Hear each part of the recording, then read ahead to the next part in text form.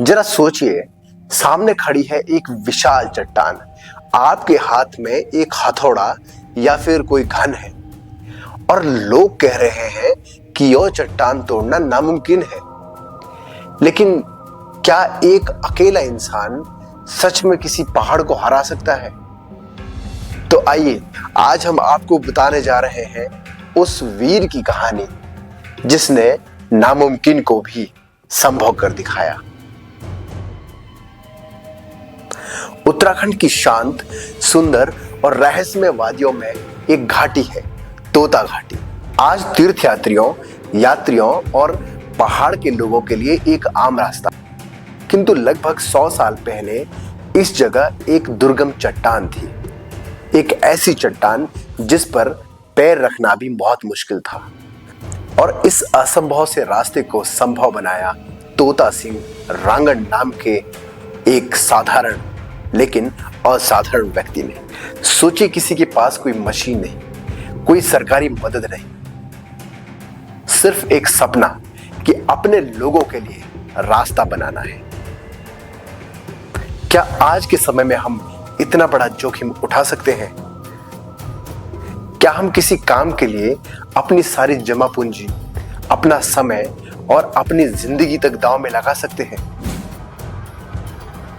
तोता सिंह ने किया और यही उनकी कहानी को महान बनाती है। साल था 1931।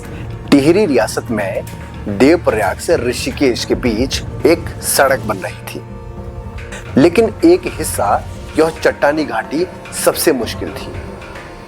बहुत से ठेकेदार आए, चट्टान देखी और काम छोड़कर चले गए।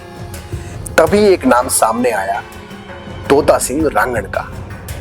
उन्होंने कहा कि अगर रास्ता नहीं है तो हम उसे बनाएंगे। 50 स्थानीय ग्रामीणों को साथ लिया। शुरू हो गया पहाड़ से उनका युद्ध। यह चट्टान डोलोमाइट की थी, बेहद कठोर। कई दिनों तक एक एक इंच भी नहीं टूटता था।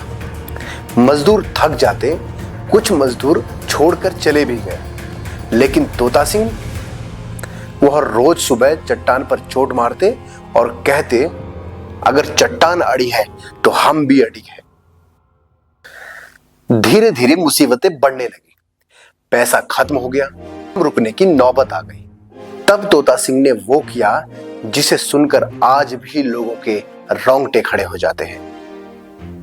उन्होंने अपनी सारी जमा पूंजी खर्च कर दी, यहां तक कि अपनी पत्नी के गहने भी सारे बेच दिए। क्यों?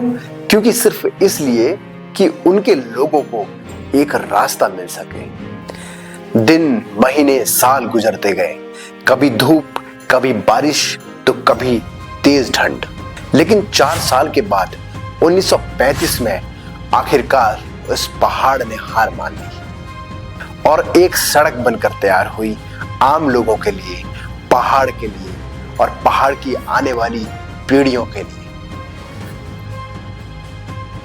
जब यह बात टिहरी रियासत के राजा नरेंद्र शाह तक पहुंची, तब राजा स्वयं उस स्थान में आ गए।